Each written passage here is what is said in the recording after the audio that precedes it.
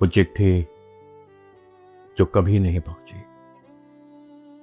दोस्तों, आज मैं आपको एक चिट्ठी के बारे में बताना चाहता हूं। एक चिट्ठी जो लिखी तो गई लेकिन कभी पहुंची नहीं।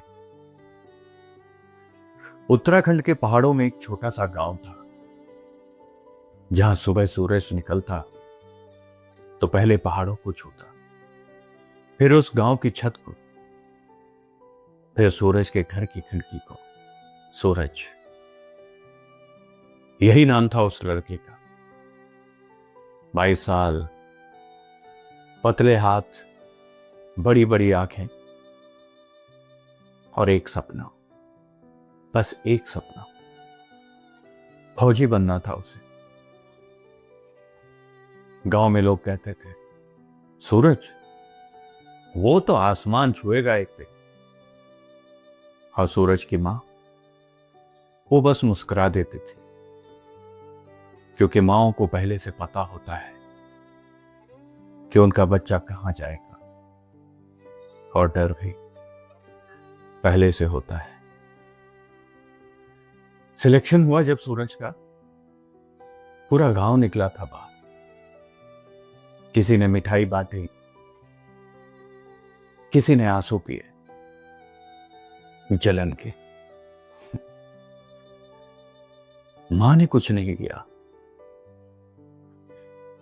वो रात भर जागती रही, सूरज के कपड़े तैयार करती रही, एक एक चीज फोल्ड करती रही।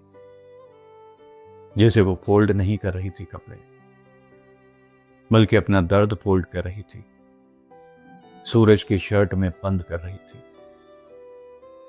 सुबह जब सूरज चलने लगा, मां ने कुछ नहीं कहा, बस माथा चूमा और कान में धीरे से बोली, बेटा अपना ख्याल रखना। सूरज ने सोचा ये तो मां कहती ही है। वो मुस्कुराया, बैग उठाया और चला गया। उसे नहीं पता था यह आखिरी बार था जब मां की आवाज उसने सुनी थी। तीसरे महीने सूरज ने एक चिट्ठी लिखी। उस चिट्ठी में लिखा था, मां, यहां बहुत ठंड है, लेकिन दिल गर्म है।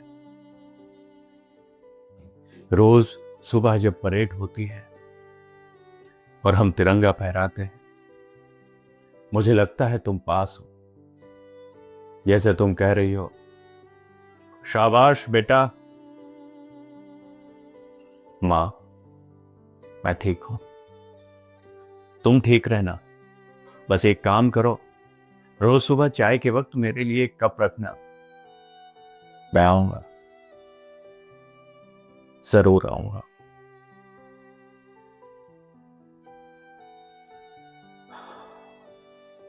वो चिट्ठी घर नहीं पहुंची, इसलिए नहीं कि डाक खो गई, इसलिए कि सूरज खो गया। गांव में एक जीप आई थी। खाकी कपड़ों में दो लोग, हाथ में लिपटी हुई एक चीज। मां दरवाजे पर खड़ी थी। उन्होंने उन दोनों को देखा, कुछ बोला नहीं, बस एक कदम पीछे हट गई। वो जागती थी। मां को पहले से पता होता है। उन दोनों ने फोल्डेड तिरंगा दिया उन्हें, ठीक वैसे ही फोल्ड किया होगा जैसे मां ने सूरज की शर्ट फोल्ड की थी उस रात। मां ने तिरंगा लिया, दोनों हाथों से सीने से लगाया और आंखें बंद कर दी, और सिर्फ इतना बोली, आ गया मेरा बेटा। उस दिन के बाद मां रोज सुबह चाय बनाती है, दो कप, एक अपने लिए, एक सूरज के लिए। मेज पर रखती है और बस देखती रहती है। कभी कभी धीरे से कहती है, आजा बेटा, ठंडी हो जाएगी। दोस्तों, देश कोई नक्शा नहीं होता। देश वो मां होती है जो अपने बेटे को भेज देती है और दरवाजा बंद करके अकेले रोती है। देश वो बेटा होता है जो जानता है कि शायद वो लौटे ना, फिर भी जागा है। देश वो चिट्ठी होती है जो पहुंचती नहीं है लेकिन जिसके शब्द कभी मरते नहीं। आज जब भी आप चाय पिए, एक पल के लिए रुकिए, उन माओं के बारे में सोचिए, उन पत्नियों के बारे में सोचिए जो आज भी 2 कप चाय बनाती हैं। उनके बेटों की वजह से, उनके पतियों की वजह से हम चैन से सो पाते हैं। जय हिंद।